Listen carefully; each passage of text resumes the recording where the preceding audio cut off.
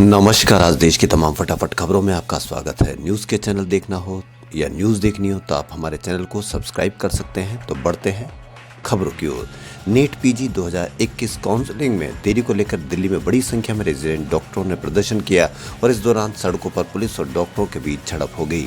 दोनों पक्षों का दावा है कि उनकी ओर से कई लोग घायल हुए हैं। रेजिडेंट डॉक्टरों ने अपना आंदोलन तेज करते सोमवार को सांकेतिक रूप से अपने लैब कोट लौटा दिए और सड़कों पर मार्च निकाला। डॉक्टरों का आंदोलन जारी रहने से केंद्र द्वारा संचालित 3 अस्पताल सफदरगंज, आरएमएल और लेडी हार्डिंग अस्पताल के साथ ही दिल्ली सरकार के कुछ अस्पतालों में मरीजों का इलाज प्रभावित हुआ है। Federation of resident doctors association पिछले कई दिनों से विरोध प्रदर्शन कर रहा है। एसोसिएशन के अध्यक्ष मनीष ने दावा किया कि बड़ी संख्या में प्रमुख अस्पतालों के रेजिडेंट डॉक्टरों ने सोमवार को विरोध स्वरूप प्रतीकात्मक तौर पर अपना एप्रन वापस कर दिया। उन्होंने कहा कि हमने मौलाना आजाद मेडिकल कॉलेज परिसर में सुप्रीम कोर्ट तक मार्च करने की भी कोशिश की, लेकिन जैसे ही हमने शुरू किया सुरक्षा कर्मियों ने हमें आगे बढ़ने से रोक दिया।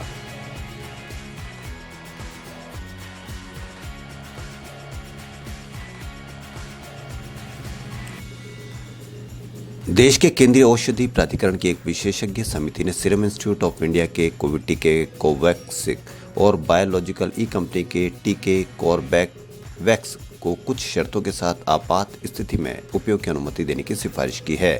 सूत्रों ने बताया कि केंद्रीय औषधि मानक नियंत्रण संगठन की कोविड-19 पर विशेषज्ञ समिति ने सोमवार को देश में कोविड की दवा मोलनुपिराविर की आपात स्थिति में नियंत्रित उपयोग की सिफारिश की है।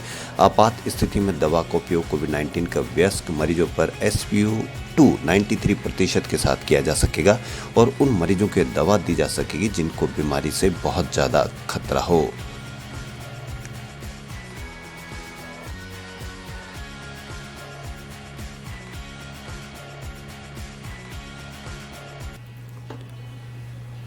देश में कोरोना वायरस के नए वेरिएंट ओमिक्रॉन के मामले तेजी से बढ़ रहे हैं। देश भर में अब तक ओमिक्रॉन के 653 मामले सामने आ चुके हैं। सोमवार को भी यह आंकड़ा 578 पर था। पिछले 24 घंटों में 75 नए मामले दर्ज किए गए हैं। ओमिक्रॉन से सर्वाधिक प्रभावित महाराष्ट्र और दिल्ली है। महाराष्ट्र में अब तक सबसे ज्यादा 167 मामले, जबकि दिल्ली में 165 केस रिपोर्ट हुए हैं। केंद्रीय स्वास्थ्य मंत्रालय ने मंगलवार को कहा कि कुल मामलों में 186 मरीज संक्रमण से उभर चुके हैं, यानी ठीक हो चुके हैं। देश के 21 राज्यों में ओमिक्रॉन फैल चुका है। ओमिक्रॉन के राज्यवार आंकड़ों की बात करें तो सबसे ज्यादा 167 मामले महाराष्ट्र में सामने आए हैं। दूसरे नंबर पर 165 मामलों के साथ दिल्ली है। केरल में 57, तेलंगाना में 55, राजस्थान में 46 मामले दर्ज किए गए हैं।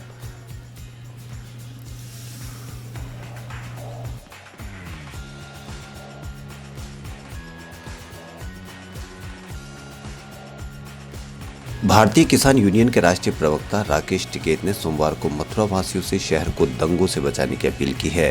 टिकैत ने कहा कि मथुरा भगवान श्री कृष्ण की जन्मभूमि है। यहाँ सब लोग प्रेम से रहते हैं, इसे फसाद से बचा कर रखना है। उन्होंने कहा कि मथुरा को मुजफ्फरनगर नहीं बनने देना।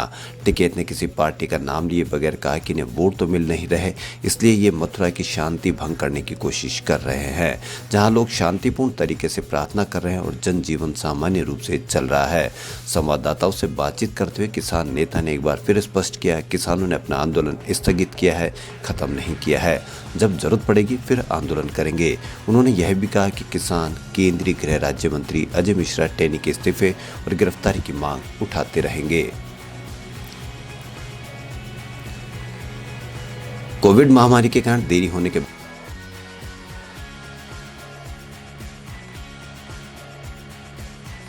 बाद दिल्ली के एक निजी अस्पताल में 30 इराकी बच्चों के दिल की सर्जरी की गई। अस्पताल द्वारा जारी एक बयान के अनुसार मैक्स हेल्थ केयर ने इराक के स्वास्थ्य मंत्रालय के साथ मिलकर ये सर्जरी की है। अगले 10 दिनों में ऐसी और सर्जरी होनी है। राजस्थान में ओमिक्रॉन के 3 नए केस मिले हैं। 2 मामले जयपुर और 1 के उदयपुर में रिपोर्ट हुआ है। राज्य में अब ओमिक्रॉन पीड़ितों की संख्या 46 हो गई है, जिनमें से 37 लोग रिकवर हो चुके हैं।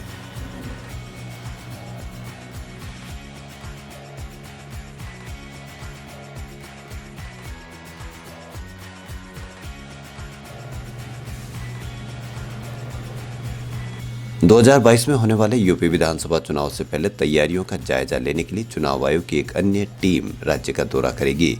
इस टीम में मुख्य चुनाव आयुक्त सुशील चंद्रा सहित कई अधिकारी शामिल रहेंगे। मंगलवार 28 दिसंबर से शुरू होने वाले 3 दिन के दौरे पर ओमिक्रॉन के मद्देनजर चुनाव तैयारियों की समीक्षा की जाएगी। पिछले शुक्रवार को दिल्ली में मुख्य चुनाव आयुक्त सुशील चंद्रा ने कहा था कि वह अगले हफ्ते स्थिति का जायजा लेने के लिए यूपी जा रहे हैं। इसके बाद हालातों का जायजा लेंगे। समीक्षा के बाद चुनाव होगा या नहीं, इस पर फैसला लिया जाएगा।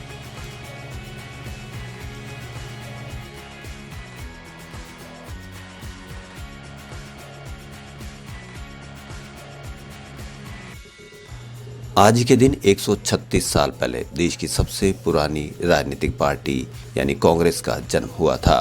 कांग्रेस की स्थापना का श्रेय एक अंग्रेज एलन ऑक्ट्यूम ह्यूम या A.O. ह्यूम को जाता है।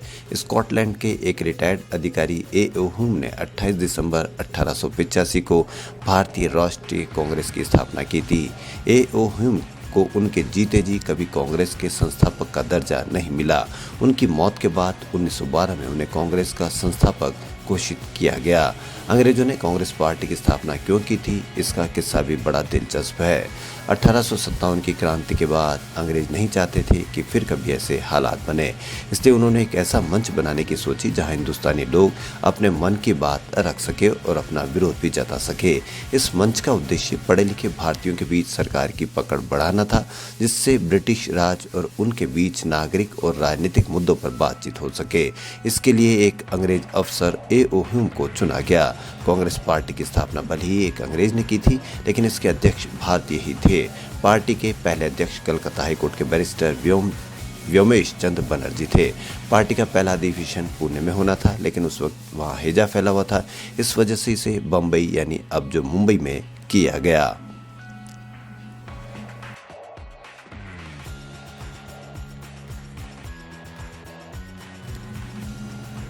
सलमान खान ने सोमवार को अपना बर्थडे का जश्न मनाने से पहले अपने वर्क कमिटमेंट्स पूरे कर लिए थे। उन्होंने बर्थडे से पहले मुंबई में टाइगर 3 के लिए अपना एंटी सीन फिल्माया। फिल्म से जुड़े सूत्रों ने इसकी पुष्टि की है। सलमान साथ ही नए साल में अपने होम प्रोडक्शन की फिल्म दबंग 4 से पहले अपने दोस्त साजिद नाडियावाला की फिल्म कभी ईद कभी दिवाली की शूटिंग शुरू करेंगे। हालांकि कभी ईद कभी दिवाली का टाइटल तब्दील होकर भाईजान कर दिया गया है। सूत्रों की माने तो यह भी वर्किंग टाइटल ही है, इसमें भी तब्दीली मुमकिन है। हालांकि इस फिल्म से जुड़ी दिलचस्प बात यह है कि इसमें सलमान खान डबल रोल में नजर आ सकते हैं। सलमान के कैरियर में ऐसा तीसरी बार होगा जब वो डबल रोल में दिखाई देंगे। इससे पहले वे जुड़वा और प्रेम रतन धन 5 में डबल रोल में नजर आए थे। खबरों में फिलहाल इतना ही। यदि आपको हमारा चैनल पसंद आए तो लाइक, सब्सक्राइब और शेयर अवश्य करें। धन्यवाद।